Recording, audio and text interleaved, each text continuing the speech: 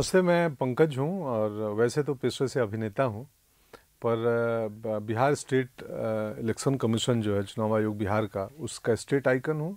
मतदाता जागरूकता के लिए समय समय पर प्रचार प्रसार ऑन ग्राउंड भी और वीडियो ऑडियो के माध्यम से भी करते रहता हूँ और स्वयं एक जागरूक मतदाता हूँ, नागरिक हूँ। तो मुझे लगता है कि ये हमारी मतदान से केवल अधिकार नहीं, कर्तव्य भी है। और आज खुशकिस्मत हूँ, सौभाग्य मिला है कि हम बैठे हैं और एक बातचीत कर रहे हैं जिनमें कुछ मेरे भी प्रश्न हो सकते हैं जो मुझे मेरे मन में आते हैं, या कई बार जो हम इधर उधर सुनते भी हैं। सो माननीय मुख्य चुनाव आयुक्त भारत राजीव कुमार जी हमारे सामने बैठे हैं। मैं सर ही बोलूँगा, मुझसे राजीव जी बोलना में भी परेशानी होगी। तो सर, मैं अब जब 18 वर्ष का था, हम स्टेज पे पिछली बात में बता रहे थे कि जब पहला मतदान का अवसर मिला तो कैसी अनुभूति थी। एक तो सम्मान कि जो भी प्रत्याशी चुनाव प्रचार करने आ रहे हैं वो हमसे पूछ रहे हैं, बात कर रहे हैं, समझा रहे हैं कि मेरा मैनिफेस्टो, मेरा घोषणा पत्र ये है, समझो। बैलेट पेपर का ज़माना था, उस समय बैलेट पेपर पे चुनाव होते थे और आज हम ईवीएम तक पहुंच गए हैं और बहुत बदलाव हुआ है। मैं आज 16 करोड़, पहले चुनाव में 16 या 17 करोड़ मतदाता थे, अब 95 करोड़ पहुंच रहे हैं। मुझे लगता है कि हम स्पोर्ट्स में वर्ल्ड रिकॉर्ड 5 साल 10 साल में कभी मतलब एक मिलते हैं, कभी गोल्ड मेडल, या इंडिया ने क्रिकेट में 2-3 वर्ल्ड कप जीते होंगे। चुनाव एक ऐसी प्रक्रिया है जो हर 5 साल पे वर्ल्ड रिकॉर्ड बनता है और अपना पिछला वर्ल्ड रिकॉर्ड खुद आयोग ही तोड़ता है। तो ये जो ईवीएम से लेके मतलब बैलेट पेपर से लेके ईवीएम तक और यहाँ तक की यात्रा है, तो हम तो बाहर से देखते हैं, मैं भी बतौर मतदाता, पर आप इस पर कुछ प्रकाश डालें। ये जर्नी, ये यात्रा कैसी रही है आयोग के लिए, या इसमें क्या चुनौतियाँ होती हैं? धन्यवाद पंकज जी, मेरे लिए भी बहुत खुशी का मौका है कि मैं आपके साथ ये वार्ता कर रहा हूँ आज। और उससे पहले आप हमारे साथ हमेशा जुड़े रहते हैं और आप जो ये जागरूक मतदाता की एक भूमिका निभाते हैं, ये बहुत ही सराहनीय है और हमें इससे बहुत ही लाभ मिलता है। वोटर्स को आपके साथ में एक ऐसा संवाद है कि वो आपकी बात को बहुत आसानी से समझते भी हैं और रिलेट भी कर पाते हैं, और ये भी समझते हैं आप हमारे साथ बिना किसी इंटरेस्ट के काम करते हैं। तो ऐसा भी नहीं है कि वो ये समझें कि आप किसी कारणवश हमारे साथ ये बात बोल रहे हैं। तो जो आपने मशीन का प्रश्न पूछा है, ये एक टेक्नोलॉजिकल मार्वल है और पूरे वर्ल्ड में हमारे लिए एक ये सौभाग्य की और प्राइड की बात होनी चाहिए। आप देखिए 95 करोड़ मतदाता हैं और इसमें यंग भी हैं। विविधता कितनी है ये देखिए आप, इसमें यंग हैं, मिडिल एज्ड हैं, 80+ हैं, 100+ हैं। 100+ है। आप देखिए बुजुर्ग लोग हैं हमारे 100+, 2.5 लाख के करीब, 2,80,000 100+ शतायु मतदाता है। और उसमें से बहुत से मतदाता हैं जिन्होंने हमेशा वोट डाला है, तो उन्होंने पूरी जर्नी देखी है। वो आप जैसे बैलेट पेपर वाली जर्नी भी देखी है और ईवीएम वाली जर्नी भी देखी है। तो ये जो जर्नी है, इसमें ईवीएम के ऊपर में सुविधाजनक लोग वोट देकर, और बहुत बार लोगों ने शंकाएं जाहिर की, लेकिन सबसे बड़ी बात यह है कि इसके पूरे प्रोसेस में राजनीतिक दल और कैंडिडेट्स, उनके समक्ष सारी प्रक्रिया होती है। तो मतलब टेक्नोलॉजिकल जो एक साउंडनेस है वो तो अपनी जगह है, वो तो है ही है, मशीन किसी से बात नहीं कर सकती, वो सब तो है। उसके अतिरिक्त हर पॉलिटिकल पार्टी और हर कैंडिडेट इसको हर स्टेज पे देखता है। यानी जब गोडाउन से बाहर निकाली जाती है तब, जब गोडाउन में बंद होती है तब, जब इसमें मॉक पोल होता है, जब सिंबल भरे जाते हैं तब, जब लोग डिस्ट्रीब्यूशन सेंटर से लेके जाते हैं तब। अच्छा, इसमें एक रैंडमाइजेशन होता है, यानी कौन सी मशीन कहाँ जाएगी ये पहले तक पता नहीं होता। हाँ, ये मशीन को भी पता नहीं है कि मैं किस बूथ पे जाऊंगी, वहाँ कौन सा सिंबल उसमें लगेगा। सो ये सब बहुत ही रोबस्ट सिस्टम है जी। और माननीय उच्च न्यायालय ने भी कई बार इसको देखा है, बाकी लोगों ने भी देखा है, तो अब तो ये कोई विषय नहीं है। हाँ, इनफैक्ट मुझे कई बार लगता है कि वो कोई प्रत्याशी अगर हार जाता है तो अपनी खींच या हार का ठीकरा कुछ एक फोड़ने का माध्यम चाहिए, तो चलो मशीन पे ही आरोप लगा दो। होता है ऐसा, जैसे जब कभी कुश्ती होती है और हार जाओ तो रेफरी को ही मार देते हो। हाँ, कि वही वाली बात है कि रेफरी ने सही नहीं, मतलब कहीं ना कहीं तो वोटर को बताना है कि हम किसी की वजह से हार गए। अगर रेफरी ठीक होते, एम्पायर ठीक होते, अभी पिछले दिनों के महिला क्रिकेट में एक प्लेयर ने वो रन आउट किया था, मतलब वो क्रीज से बाहर चली गई थी, तो बड़ी उस पर चर्चा हो रही थी। पिछले हफ्ते की बात है, भारतीय महिला टीम इंग्लैंड में खेल रही थी। अच्छा, हम तो क्रीज से भी बाहर नहीं जा सकते। हाँ, हमें तो रहना भी क्रीज में ही है जी। और क्रीज में रहते हुए सही रिजल्ट देते हुए भी लोगों को हारने वाले कहते हैं, ठीक है, बट लोग समझते हैं, लोग सब समझते हैं इस बात को। एक और, जब जैसे हम लोग मतदाता का मैं पिछले दिनों वीडियो बनाया था 6-8 महीने पहले कि पहले साल में एक बार नए मतदाता को हम ऐड करते थे जनवरी 1 को, जो 18 वर्ष का हो गया। अब वो आयोग ने बहुत सारे बदलाव के साथ 4 मौके दिए हैं, वो अलग अलग 4 तारीख है, एक हर क्वार्टर जनवरी, हर क्वार्टर का पहला दिन जी। ये तो अच्छा है इस प्रयास से, और चूंकि टेक्नोलॉजी बढ़ गई है, ऐप आ गया है या वोटर पोर्टल है, वेबसाइट है, वहाँ से भी लॉगिन करना या जो मतदाता बनाना आसान हो चुका है। लेकिन एक समस्या जो मैं भी देखता हूँ, और शहरों में थोड़ी ज़्यादा है, गाँव में कम है, कि गाँव का मतदाता फिर भी ज़्यादा जागरूक है। बिल्कुल जागरूक है। वो मतदान के दिन जाता है और जोशो खरोश में जाता है और वोट करता है। लेकिन शहरी मतदाता कई बार उसको छुट्टी मान लेते हैं, और यूथ में खास करके नौजवान, उनको लगता है हमारे एक वोट से क्या बनेगा, बिगड़ेगा। बिल्कुल।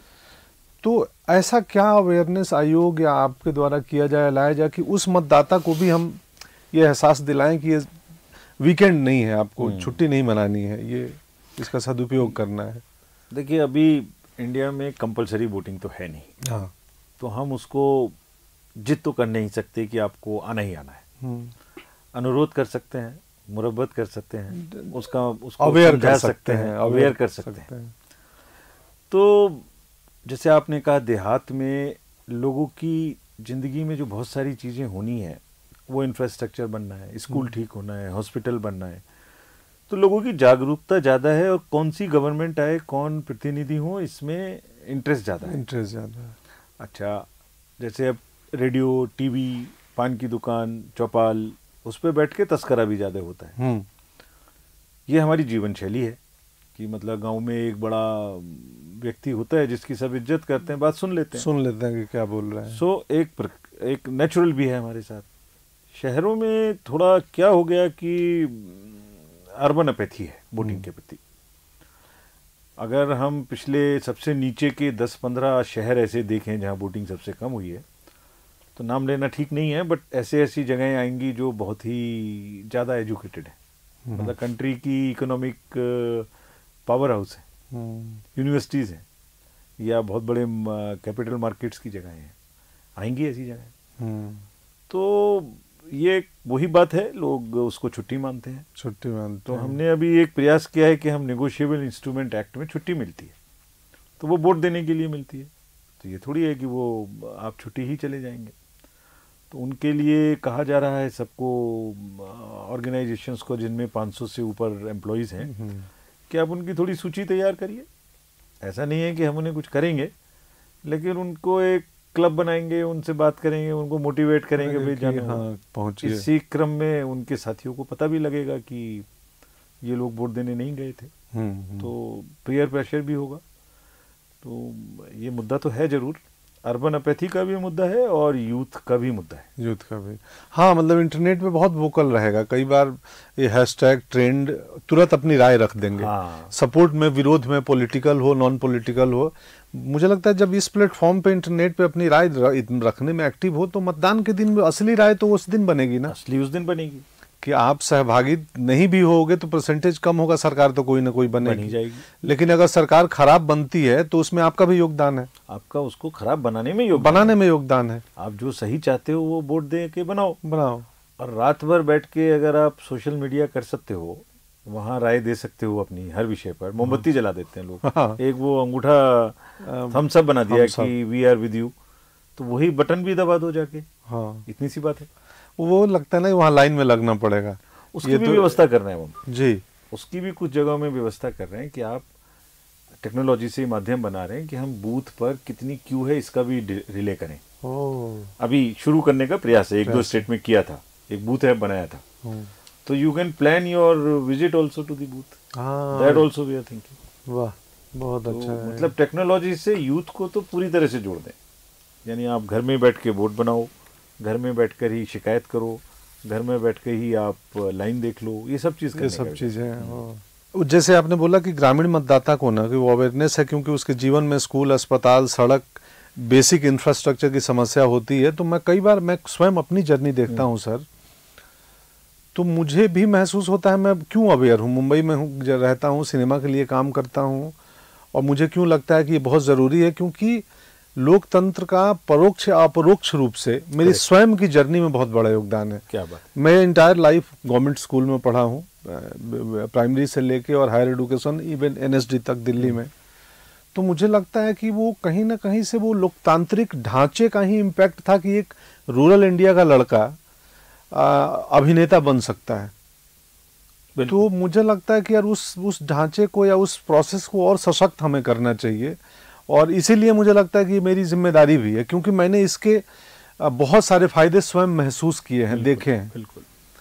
तो इसी के साथ एक पिछले इसमें एक चीज मैं आपको जोड़ूं, हर बड़े शहर में भी दो व्यवस्थाएं हैं, वहाँ गांव भी है और शहर भी है। हाँ हाँ, मतलब गांव, हर बड़े शहर में एक गांव है, उस गांव की एक पहचान है, लोग आपस में जुड़े हुए हैं। जैसे आपने कहा, मैं भी ऐसे ही स्कूल से पढ़ा हुआ जी, मैंने भी 12वीं तक ऐसे ही प्राइमरी स्कूल से, सरकारी से ही पढ़ा है। तो वो जो गांव की जो एक फीलिंग है, जो सशक्त बनाने के लिए डेमोक्रेसी की तरफ बढ़ती है, वो एक बिल्कुल एक मतलब आपके अंतरंग में घुस जाती है। हाँ, वो स्वाभाविक है। तो वो लोग जो वहाँ से उस बैकग्राउंड से शहर में आके रह रहे हैं, वो वोट देने जरूर जाते हैं। हाँ, उनको उसका फायदा, नफा नुकसान पता है। ये उन्हीं के साथ है जिन्होंने शायद वो उस तरीके का अभाव या उस तरीके की माध्यम इसको सशक्त नहीं समझा है।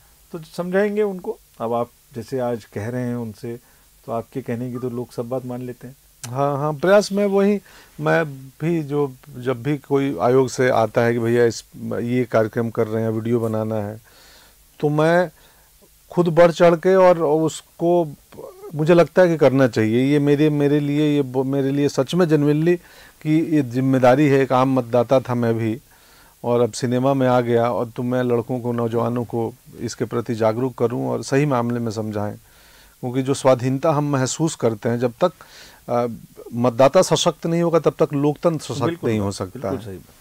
और हम कुछ आज ही बात कर रहे थे कि 95 करोड़, मतलब यूरोप की आबादी से ज़्यादा तो हमारे यहाँ मतदाता हैं, पूरी आबादी से ज़्यादा। उसमें से 67% पार्टिसिपेट कर चुके हैं। तो मतलब इट्स ए ह्यूज नंबर, बहुत। और जब आप देखेंगे तो आज ये व्यवस्था पक्की है, आप वोटर में नाम जुड़वाना चाहेंगे तो नाम आपका जुड़ेगा, कोई रोक नहीं सकता। ये तो बात पक्की है। हाँ, आप वोट देने जाना चाहें तो कोई आपको रोक नहीं सकता। ये बात पक्की है। आपके ऊपर है वोटर के, वो कोई प्रलोभन में ना आए, लेकिन अगर वोट देने जाना है तो वो जाएंगे। पूरे कंट्री में ये व्यवस्था हो गई। हाँ, मतलब ऐसा नहीं हो सकता कि आपको कोई जबरदस्ती जोर करके वोट डालने जाने ना दे पाए। हाँ, ये सब। और अब तो हम सीसीटीवी कैमरा लगाते हैं बूथ पर, उसमें घड़ी का वहाँ का 50% से ज़्यादा हम वो लगाते हैं उसमें सीसीटीवी। तो यानी हमें ये भी पता है कि वहाँ क्या हो रहा है। हाँ। और रोकने की किसी की हिम्मत तो नहीं हो सकता, कोई वोटर ना बन पाए ये नहीं हो सकता। अच्छा, अगर कोई ज़बरदस्ती डुप्लीकेट नाम घुसा दे वोटर लिस्ट में, वो भी सबके पास वोटर लिस्ट को हम पब्लिश करते हैं, बूथ पे पब्लिश करते हैं, सर्वे के दौरान पब्लिश करते हैं, नाम कटवा दो भाई। हाँ।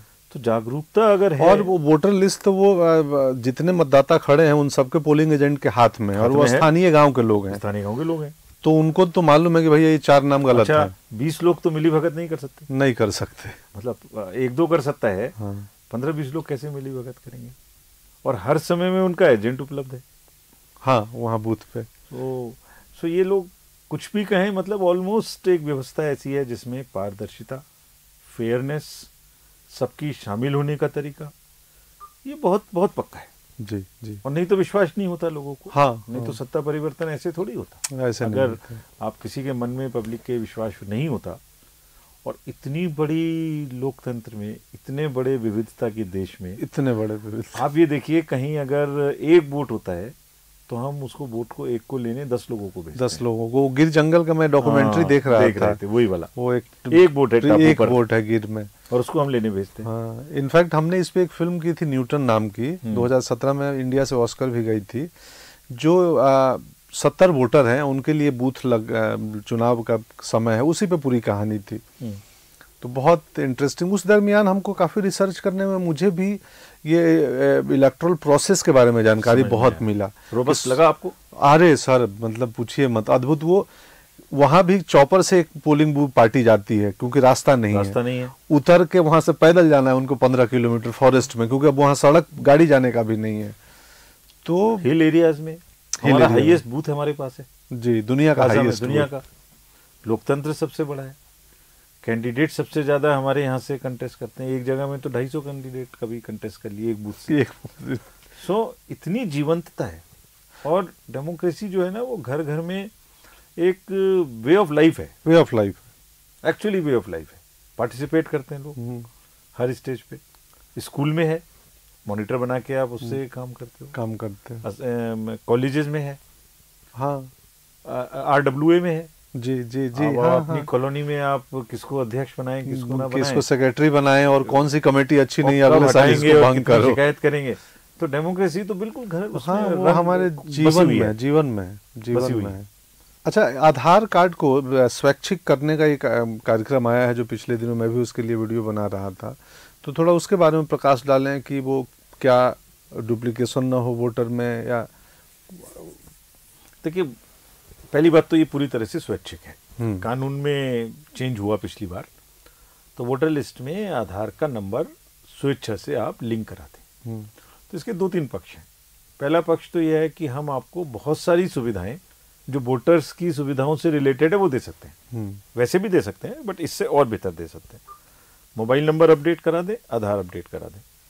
तो यानी स्वीप की एक्टिविटी है, वोटर डे पे स्लिप है, आपको जो वोटर स्लिप है, या फिल्म्स हैं, या जैसे आपसे बात हो रही है, ये बात उनको भेजनी है तो सीधे मतदाता तक पहुंचेगी। और ये डाटाबेस को हम रोबस्ट कर रहे हैं। दूसरे, ये ऑटोमेटिक, आप जब एक जगह फॉर्म भरते हैं, दूसरी जगह के लिए हटाने के लिए भरते हैं, वो हट नहीं पाता। तो वो भी एक कारण है कि इसको मदद करेगा। आधार पे 3 जगह, और उससे हमें व्यवस्था में उतनी फोर्सेज, उतने एम्प्लॉयज, उतने वो सब लगाने कम पड़ेंगे। अगर एक बूथ पर से, मतलब अगर रेशनलाइज हो जाए, पूरा डुप्लीकेट हट जाए, तो इससे बहुत बड़ा लाभ। लेकिन फिर भी ये 100% स्वैच्छिक है, जी, फोर्स नहीं है।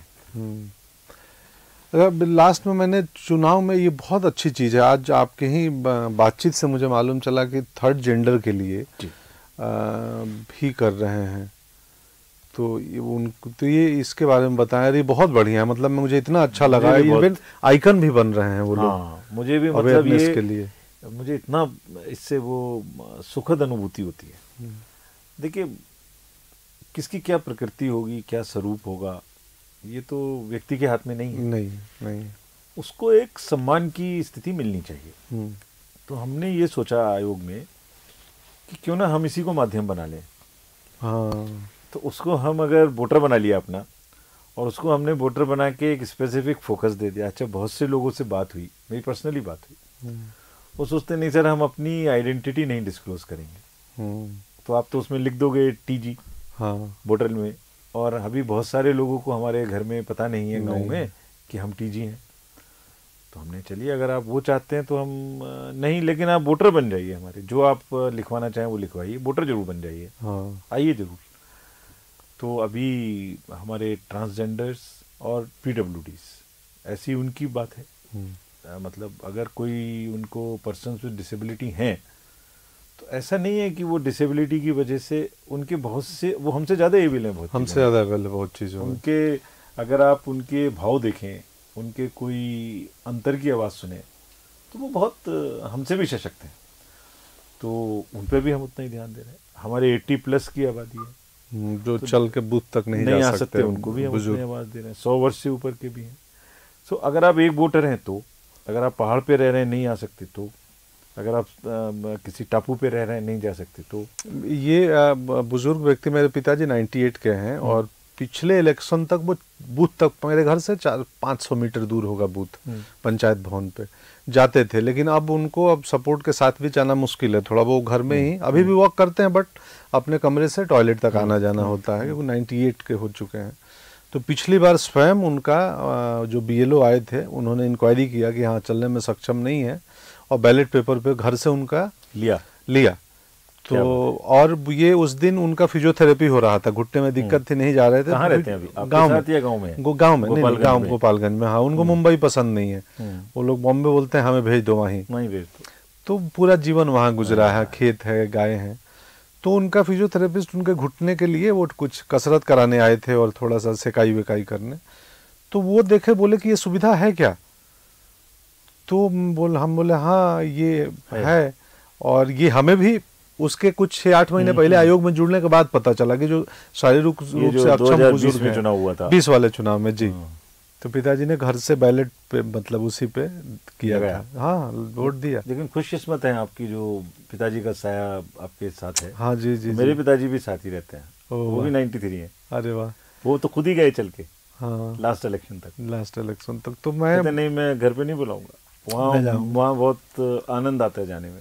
मेरे यहाँ मुझे याद है, हमारे बचपन में चुनाव में औरतें बैलगाड़ी से गाना गाते हुए आती थी, समूह में गीत गाते हुए। वो गीत होती थी आजादी का गीत। मैं सुना हूँ, मुझे लगा ये तो बोले ये उत्सव है। बूथ तक आते हमारे यहाँ उस समय तक चुनाव बूथ से 100-200 मीटर दूर अचानक उस दिन चाय पकौड़ी के दुकान खुल जाते थे, क्योंकि आज यहाँ पे 500-600 लोग इकट्ठे होने वाले हैं, तो खुल जाएगी। तो जो चहल पहल होता है सच में वो उत्सव का माहौल हो जाता है, लगता है कोई त्योहार चल रहा है।